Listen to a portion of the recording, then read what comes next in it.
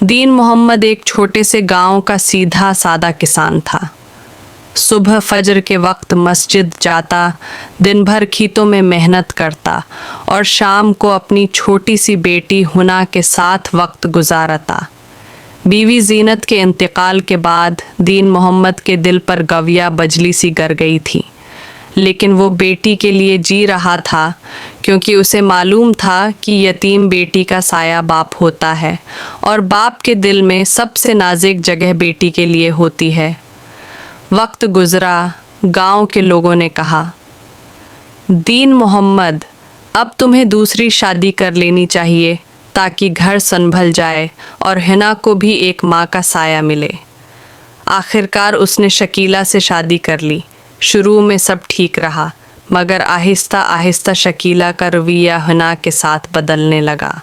वो मामूली गलती पर भी चीखने लगती और कभी कभार खाने में भी उसके लिए हिस्सा कम डालती।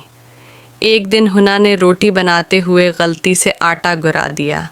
शकीला चलाई, बस तुम हर काम बिगाड़ देती हो, तुम्हारी माँ ने तुम्हें कुछ नहीं सिखाया। ये सुनकर हिना के आंसू बह निकले।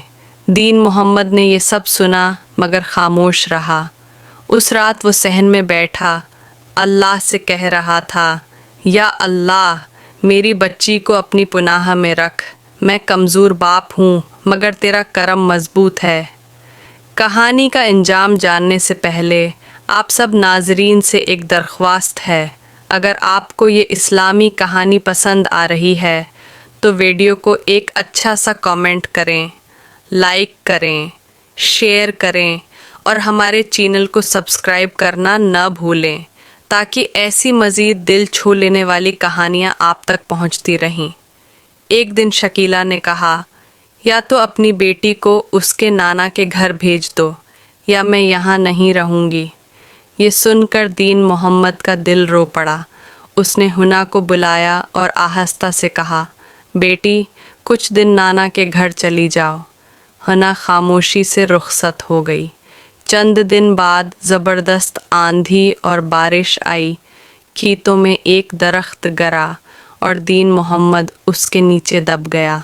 जब होश आया तो सबसे पहले उसने पूछा, मेरी बेटी कहाँ है? शकीला ने मुन्ना फेर लिया और कहा, मैंने उसे वापस नहीं बुलाल। दीन मोहम्मद ने फ़ौरन किसी को भेजा और जब हुना वापस आई तो उसके बाप ने कमज़ोर हाथों से उसके सिर पर हाथ रखा और कहा, बेटी, मैंने देर से जाना कि अल्लाह के बाद सबसे बड़ी रहमत औलाद होती है। अब वो हर दिन हुना को कुरान पढ़ाता और कहता, अल्लाह पर भरोसा करने वाला कभी अकेला नहीं होता। सब्र करने वाले के लिए अल्लाह खुद कफ़ायतकार है। कुछ सालों बाद हुना बड़ी हुई, कुरान की हाफिज़ा बनी और गांव की बच्चियों को दीन सिखाने लगी। एक दिन शकीला खुद उसके पास आई, रोते हुए बोली, मैंने तुम्हें दुख दिया मगर तुमने कभी बुरा लफ्ज़ नहीं। तुमने मुझे इस्लाम का असल अखलाक सिखा दिया।